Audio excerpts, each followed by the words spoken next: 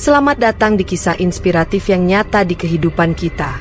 Bersedekah subscribe-lah ke channel ini agar menjadi pahala untuk sahabat semua dan saya doakan yang telah subscribe channel ini diberikan rezeki yang melimpah.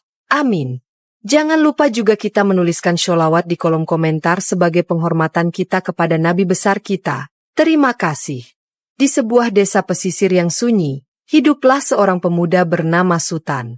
Ia adalah seorang nelayan muda yang hidup sendiri sejak kedua orang tuanya meninggal beberapa tahun lalu. Setiap hari, ia mengarungi laut, mencari ikan untuk dijual di pasar demi menyambung hidup. Namun, di balik kesederhanaannya, ada satu hal yang selalu membuat hatinya resah. Ia sangat ingin memiliki seorang istri, seseorang yang bisa menemaninya melewati kerasnya kehidupan. Namun, nasib tak selalu berpihak padanya. Di desa kecil itu, kebanyakan gadis lebih memilih pria yang memiliki pekerjaan tetap atau berasal dari keluarga berada. Mereka memandang Sutan hanya sebagai nelayan miskin yang tak memiliki masa depan cerah. Beberapa kali ia mencoba mendekati gadis-gadis di desa, tetapi mereka selalu menolak dengan berbagai alasan. "Maaf, Sutan, aku butuh seseorang yang bisa memberiku kehidupan yang layak," kata seorang gadis suatu hari. "Aku tidak bisa hidup hanya dengan makan ikan setiap hari," sahut yang lain. Sutan hanya bisa tersenyum pahit setiap kali ditolak.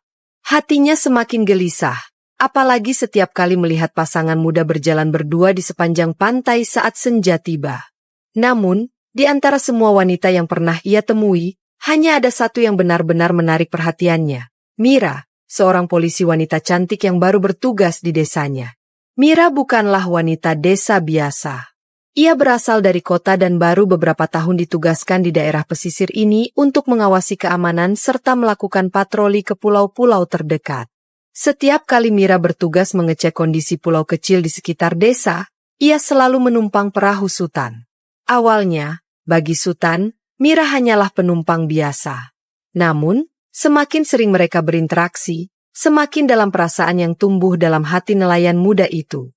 "Terima kasih sudah mengantar, Sutan," kata Mira suatu hari setelah turun dari perahu. "Ah, tidak apa-apa, Nona. Aku senang bisa membantu," jawab Sutan dengan senyum malu-malu. Tapi ia tahu, Mira bukan wanita yang mudah didekati. Sikapnya tegas, dingin, dan profesional dalam pekerjaannya. Walaupun Sutan beberapa kali mencoba mengajaknya berbincang lebih jauh, Mira selalu menjaga batas. "Aku hanya ingin bekerja di sini dengan tenang, Sutan. Jangan macam-macam," kata Mira saat Sutan mencoba lebih akrab dengannya. Meski begitu, Sutan tidak menyerah. Baginya, Mira adalah satu-satunya wanita yang ia inginkan. Ia yakin, jika diberi kesempatan, ia bisa membuktikan bahwa dirinya pantas menjadi pendamping Mira. Namun, bagaimana caranya? Sutan tahu ia bukan pria yang kaya atau terpandang. Tapi satu hal yang ia miliki adalah kegigihan.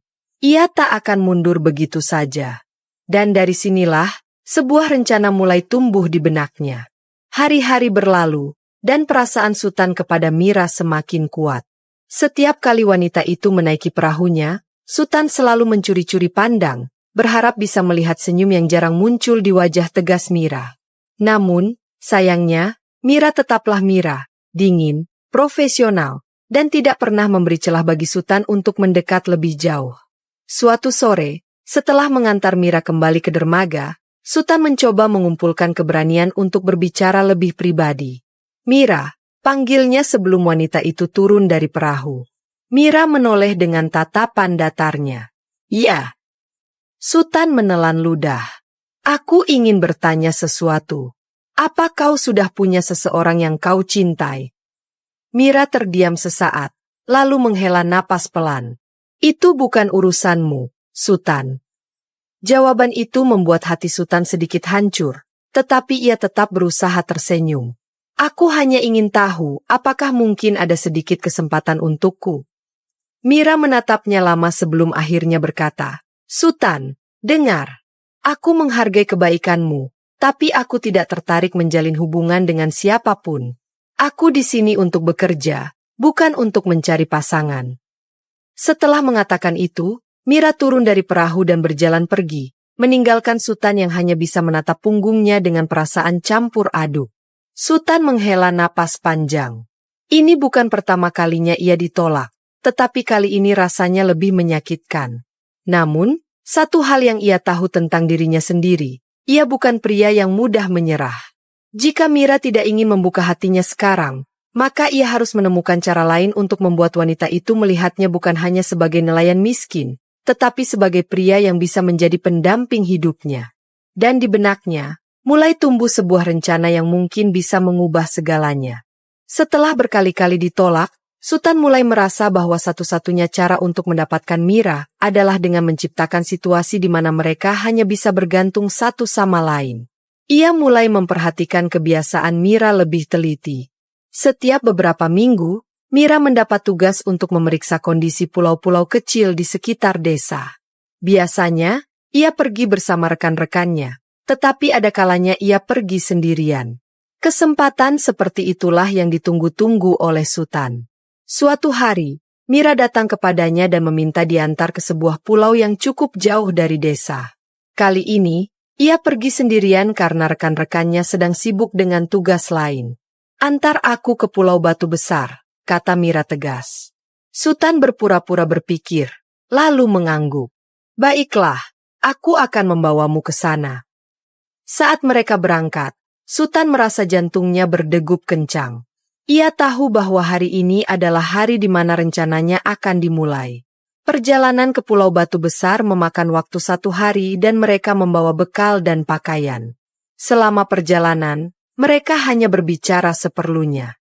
Mira sibuk memperhatikan lautan, sementara Sultan berkonsentrasi mengemudikan perahu. Walaupun dalam pikirannya, ia sudah membayangkan apa yang akan terjadi nanti. Sesampainya di pulau, Mira turun dan mulai berkeliling untuk mengecek kondisi sekitar. Ia tidak menyadari bahwa di belakangnya, Sultan mengambil sebuah alat dan mulai merusak bagian penting dari mesin perahunya. Setelah itu, Sultan duduk di tepi perahu, menunggu Mira kembali. Ketika wanita itu muncul setelah hampir 1 jam berkeliling, Sultan memasang ekspresi panik pura-pura. "Mira, ada masalah besar," serunya. Mira segera berlari mendekat. "Apa yang terjadi?" Sultan menunjuk ke mesin perahu yang sudah rusak. "Aku tidak tahu bagaimana ini bisa terjadi, tapi mesinnya rusak parah. Aku sudah mencoba memperbaikinya, tapi tidak bisa." Mira mengerutkan kening. "Apa kau bercanda? Bagaimana mungkin mesinnya rusak tiba-tiba?" "Aku juga tidak tahu," jawab Sultan sambil berpura-pura kebingungan. "Yang jelas, kita terjebak di sini." Mira mencoba memeriksa mesin, tetapi ia memang tidak memiliki keahlian untuk memperbaikinya. Ia menggigit bibirnya, menyadari bahwa mereka benar-benar dalam masalah. Sultan menatap Mira dengan hati berdebar. Sekarang, hanya tinggal menunggu waktu sampai keadaan memaksa mereka untuk hidup bersama di pulau itu. Mira menatap lautan luas dengan wajah tegang. Tidak ada kapal lain yang melintas di sekitar pulau ini. Satu-satunya harapan mereka adalah perahu Sultan, yang kini rusak. "Kau yakin tidak bisa memperbaikinya?" tanya Mira. Suaranya terdengar tidak sabar.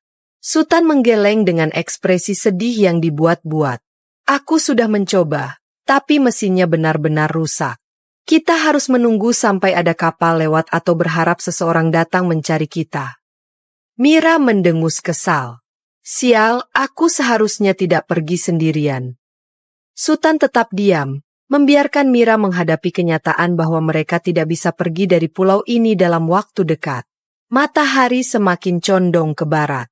Mereka mulai menyadari bahwa mereka harus bertahan di pulau itu setidaknya semalaman. "Aku akan mencari tempat berlindung," kata Mira akhirnya, menerima kenyataan. "Aku akan membantu," sahut Sultan cepat. Mereka berjalan ke bagian pulau yang lebih rimbun, mencari tempat yang aman untuk bermalam. Akhirnya, mereka menemukan sebuah gua kecil di dekat pantai. "Kita bisa tinggal di sini sementara," kata Mira. Sultan mengangguk, tetapi dalam hatinya, ia merasa senang. Rencananya berjalan sesuai keinginan. Saat malam tiba, angin laut bertiup dingin. Mereka menyalakan api kecil dari ranting kering yang dikumpulkan. Mira duduk bersandar pada dinding gua, sementara Sultan duduk tidak jauh darinya. "Jangan berpikir yang aneh-aneh, Sultan," kata Mira dengan nada peringatan. Sultan terkekeh. "Aku tidak akan melakukan apapun. Aku hanya ingin kita bisa bertahan di sini dengan aman." Mira mendengus, lalu menatap api dengan mata penuh pikiran. Ia jelas merasa frustrasi, tetapi tidak bisa berbuat banyak. Sultan tahu bahwa ini baru awal dari kehidupan mereka di pulau ini. Ia hanya perlu menunggu hingga Mira mulai terbiasa dengannya, dan akhirnya menerima keberadaannya. Pagi pertama di pulau itu terasa berat bagi Mira. Ia terbiasa hidup dengan fasilitas yang nyaman, tetapi kini ia harus bertahan dengan apa yang ada.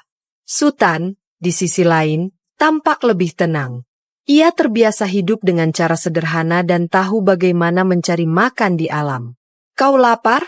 tanya Sultan sambil membawa beberapa kelapa yang ia temukan di sekitar hutan kecil pulau itu. Mira hanya mengangguk. Ia menerima kelapa yang sudah dikupas oleh Sultan dan meminumnya tanpa banyak bicara. "Aku akan mencari ikan nanti," kata Sultan sambil tersenyum. "Aku bisa membuat jebakan di tepi pantai." Mira mendesah, masih merasa kesal dengan situasi ini. "Kita tidak bisa tinggal di sini selamanya, Sultan. Kita harus mencari cara untuk keluar." "Tentu saja," kata Sultan, meskipun dalam hatinya ia berharap mereka bisa tinggal lebih lama. Hari-hari berlalu, dan Mira mulai menyesuaikan diri dengan kehidupan di pulau itu. Ia belajar bagaimana mengumpulkan kayu bakar, membantu menangkap ikan, dan bahkan mulai berbicara lebih banyak dengan Sultan. Sultan merasa senang. Mira yang dulu selalu dingin kini mulai lebih terbuka. Meski masih ada jarak di antara mereka, setidaknya hubungan mereka tidak seburuk sebelumnya. Suatu malam, setelah makan malam sederhana dari ikan bakar, Mira menatap api unggun dengan ekspresi termenung. "Sultan," panggilnya pelan. "Menurutmu, ada yang akan mencari kita?" Sultan terdiam sejenak sebelum menjawab. "Mungkin, tapi bisa memakan waktu lama. Kita hanya perlu bertahan." Mira mengangguk, lalu menghela napas panjang. "Aku tidak menyangka hidupku akan berakhir seperti ini." "Hei," kata Sultan dengan suara lembut. "Jangan berpikir begitu. Kita masih punya harapan." Mira tersenyum tipis. Itu adalah senyum pertama yang ditunjukkannya sejak mereka terjebak di pulau ini. Sultan merasa hatinya menghangat. Ia tahu bahwa perlahan, Mira mulai menerima kehadirannya. Hari demi hari berlalu, dan Mira mulai menerima kenyataan bahwa mereka harus bertahan di pulau ini lebih lama dari yang ia perkirakan. Awalnya, ia masih sering marah dan frustrasi, tetapi seiring waktu, ia mulai terbiasa. Sultan selalu berusaha membuat Mira nyaman. Ia menangkap ikan setiap pagi, mencari kelapa, dan membangun tempat berteduh yang lebih baik dari ranting dan daun besar. Suatu sore, setelah selesai makan, Mira duduk di tepi pantai sambil memandangi matahari yang mulai tenggelam. Sultan duduk di sampingnya. "Kau masih berharap seseorang akan menemukan kita?" tanya Sultan. "Tentu saja," jawab Mira tanpa ragu. "Aku tidak mau menghabiskan hidupku di sini." Sultan hanya tersenyum tipis. "Tapi, kalau kita memang harus di sini lebih lama, aku harap kau tidak terlalu membenciku." Mira menoleh dan menatap Sultan lama. "Aku tidak membencimu, Sultan. Aku hanya benci keadaan ini." Sultan mengangguk, memahami perasaan Mira. Hari berikutnya, Mira mulai ikut membantu Sultan dalam berbagai pekerjaan. Ia belajar membuat jebakan ikan, mengumpulkan buah-buahan, bahkan mulai mencoba memasak. "Kau semakin pandai," puji Sultan suatu hari saat mencicipi ikan bakar buatan Mira. Mira tersenyum kecil. "Aku tidak punya pilihan." Seiring waktu, kedekatan mereka semakin terasa. Mereka sering berbincang di malam hari, berbagi cerita tentang kehidupan masing-masing sebelum terjebak di pulau ini. Tanpa disadari, benih-benih perasaan mulai tumbuh di hati Mira, meskipun ia belum sepenuhnya menyadarinya. Sultan, di sisi lain, semakin yakin bahwa suatu hari, Mira akan menerima dirinya. Hari-hari terus berlalu, dan kebersamaan yang awalnya terasa berat bagi Mira kini mulai terasa lebih ringan. Ia sudah tidak lagi marah-marah atau mengeluh setiap saat. Bahkan, ia mulai menikmati beberapa momen bersama Sultan. Suatu sore, saat mereka sedang berjalan di tepi pantai, Sultan tiba-tiba bertanya, "Mira, kalau kita berhasil keluar dari sini, apa kau masih akan mengingatku?" Mira terdiam, menatap lautan yang berkilau terkena sinar matahari sore. "Aku tidak tahu," jawabnya jujur. "Mungkin iya, mungkin tidak. Tapi yang pasti, aku tidak akan melupakan pengalaman di sini." Sultan tersenyum kecil. "Itu sudah cukup bagiku." Mira menghela napas pelan. "Kau ini kenapa, Sultan? Aku tahu sejak dulu kau menyukaiku. Tapi kenapa masih bertahan setelah berkali-kali aku menolakmu?" Sultan menatapnya dengan serius. "Karena aku tahu perasaanku tulus. Aku tidak peduli seberapa sering kau menolak. Aku tetap ingin membuktikan kalau aku bisa menjadi orang yang kau percaya." Mira terdiam. Kata-kata Sultan membuat hatinya bergetar. Sesuatu yang tidak pernah ia rasakan sebelumnya. Sejak hari itu, Mira mulai melihat Sultan dari sudut pandang yang berbeda. Ia tidak lagi hanya menganggapnya sebagai nelayan miskin, tetapi sebagai seseorang yang memiliki hati yang besar dan ketulusan yang jarang ia temui. Perasaan yang selama ini ia tolak mulai perlahan tumbuh, meskipun ia masih enggan mengakuinya. Di sisi lain, Sultan semakin yakin bahwa Mira akhirnya akan membuka hatinya untuknya.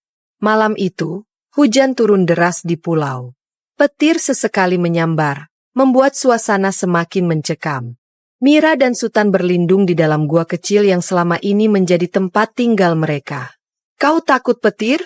tanya Sultan, melihat Mira yang sedikit menggigil. "Tidak," jawab Mira cepat, meskipun ekspresinya berkata sebaliknya. Sultan tersenyum kecil. Ia lalu mengambil selembar daun lebar yang mereka gunakan sebagai alas tidur dan menyelimutkan ke bahu Mira. "Kau bisa bersandar kalau mau," katanya pelan. Mira menoleh, menatap Sultan dalam kegelapan. Ia ragu sejenak, tetapi akhirnya bersandar di bahu pria itu. Entah kenapa, ia merasa lebih tenang. "Kenapa kau selalu baik padaku?" tanya Mira tiba-tiba. Sultan terdiam sesaat sebelum menjawab, "Karena aku mencintaimu, Mira, dan aku ingin kau tahu bahwa aku tidak akan pernah meninggalkanmu." Hati Mira bergetar mendengar kata-kata itu. Selama ini, ia selalu menghindari perasaan Sultan. Ia menganggapnya hanya sebagai nelayan miskin yang tidak punya masa depan. Tapi sekarang, dalam keterasingan di pulau ini, ia menyadari satu hal. Sultan adalah satu-satunya orang yang selalu ada untuknya. Malam itu, tanpa mereka sadari, sesuatu dalam hubungan mereka berubah. Hari-hari berikutnya, Mira tidak lagi menjaga jarak seperti sebelumnya. Ia mulai menerima kehadiran Sultan dengan lebih terbuka. Mereka berbagi tawa, berbincang lebih banyak, dan bahkan bekerja sama dengan lebih harmonis. Sultan bisa merasakan perubahan itu, dan ia tahu bahwa hati Mira perlahan mulai terbuka untuknya. Sampai akhirnya, pada suatu malam yang tenang, di bawah langit penuh bintang, Mira menatap Sultan dengan mata yang berbeda. "Aku tidak tahu apakah ini cinta atau hanya karena keadaan," katanya pelan. Sultan tersenyum. "Apapun itu, aku tidak akan memaksamu.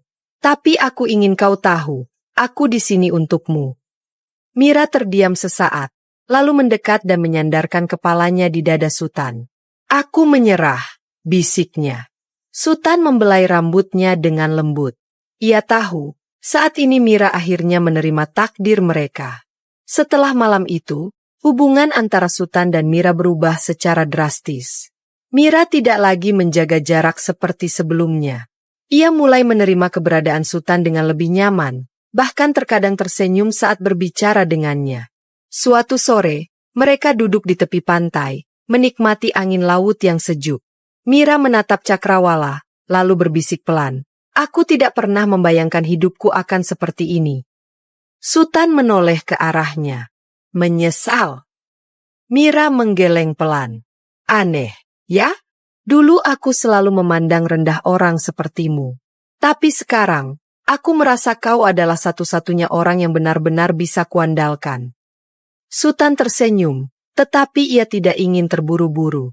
"Aku hanya melakukan yang terbaik untuk kita bertahan di sini." Mira menatapnya dalam-dalam. Aku tahu, dan aku mulai menyukaimu, Sutan. Jantung Sutan berdegup kencang mendengar kata-kata itu. Ia tidak menyangka Mira akan mengakuinya secara langsung. Apa kau yakin? Tanya Sutan, memastikan bahwa ini bukan hanya perasaan sesaat. Mira mengangguk. Aku sudah mencoba melawan perasaan ini, tapi aku tidak bisa. Aku sudah menyerah. Sutan, aku milikmu sekarang. Sutan merasakan kebahagiaan yang luar biasa. Ia meraih tangan Mira dan menggenggamnya erat. Aku janji tidak akan pernah menyakitimu, bisik Sutan. Malam itu, mereka menghabiskan waktu di tepi pantai, berbicara, berbagi cerita, dan membiarkan perasaan mereka mengalir tanpa hambatan. Hari-hari berikutnya, kebersamaan mereka semakin erat. Mira tidak lagi memikirkan bagaimana cara keluar dari pulau ini. Ia mulai menerima kehidupan barunya bersama Sutan. Sampai suatu hari, Mira menyadari sesuatu yang mengubah segalanya. Ia terlambat datang bulan. Mira duduk di tepi pantai dengan wajah gelisah.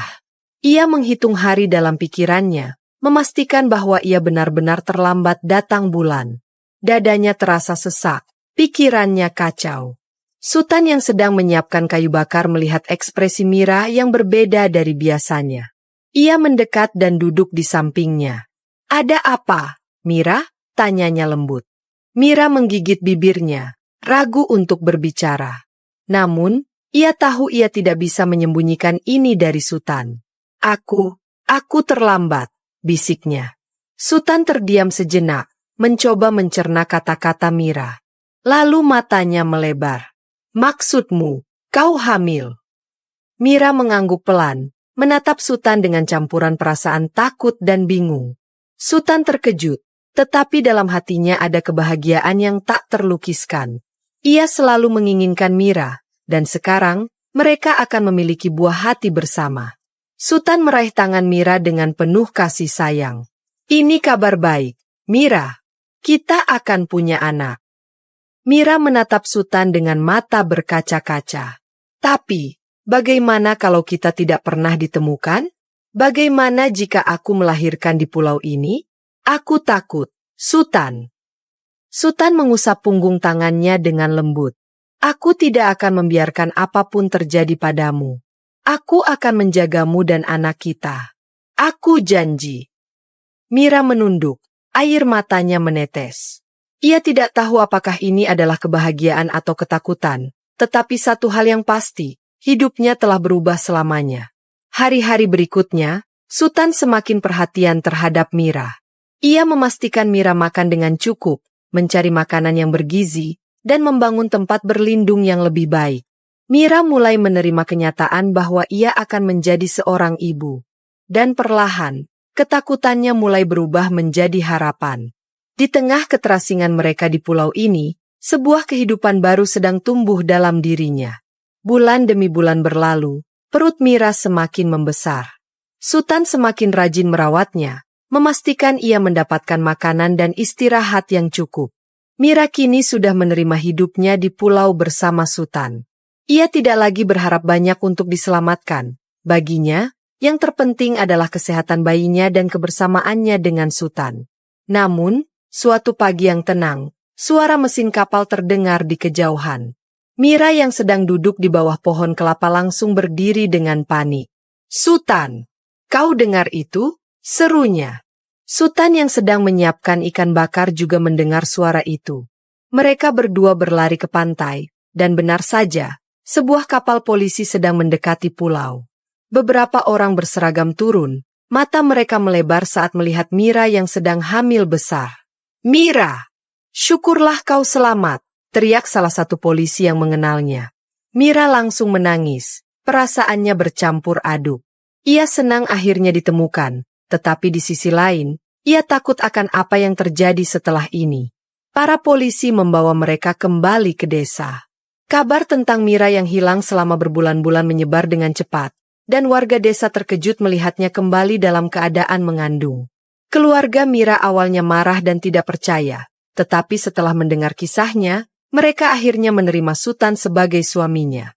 Beberapa bulan kemudian, Mira melahirkan seorang bayi laki-laki yang sehat. Sultan menamai anak mereka, Raja, sebagai simbol perjuangan dan kebahagiaan mereka.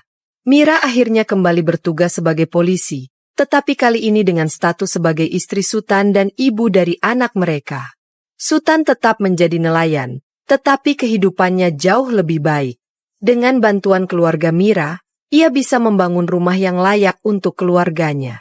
Mereka menjalani kehidupan yang tidak pernah mereka bayangkan sebelumnya, dimulai dari keterasingan di pulau, hingga akhirnya menemukan cinta sejati dan kebahagiaan.